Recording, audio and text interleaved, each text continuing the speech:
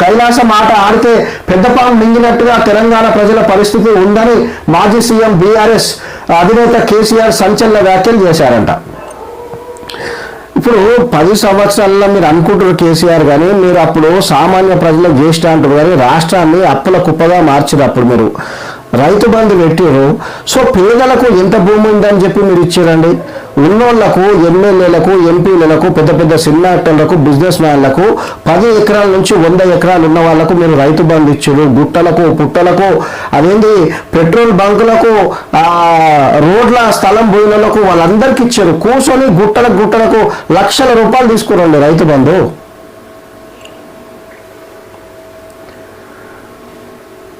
కైలాసం ఆట ఆడితే పెద్దపాము మింగినట్టుగా తెలంగాణ ప్రజల పరిస్థితి ఉందని మాజీ సీఎం బీఆర్ఎస్ అధినేత కేసీఆర్ సంచలన వ్యాఖ్యలు చేశారు.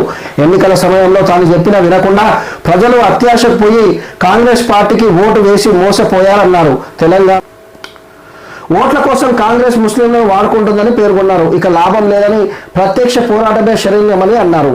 ఇక ఇప్పుడు ఎలక్షన్ వస్తుంది అంతే తప్ప ఇంకేం లేదు.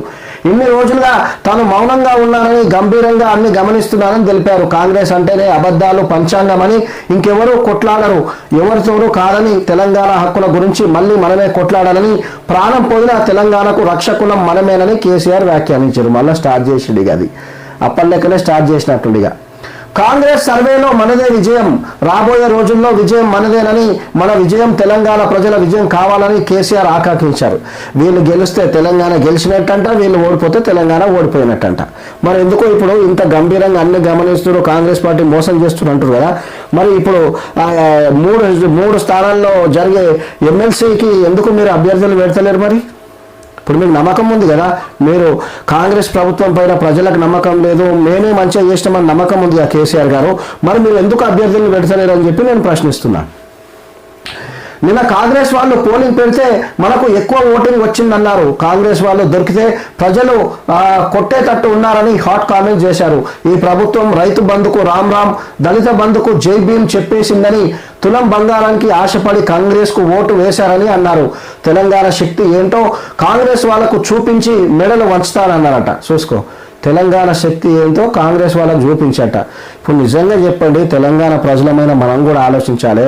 కేసీఆర్ గారు ఒక్కరు కొట్లాడితే తెలంగాణ రాలేదు. సబ్బండ వర్గాలు, ఉద్యోగులు, లాయర్లు, సామాన్య ప్రజలు, ఎంతమంది అందరు కలిసి కొట్లాడితేనే తెలంగాణ వచ్చింది.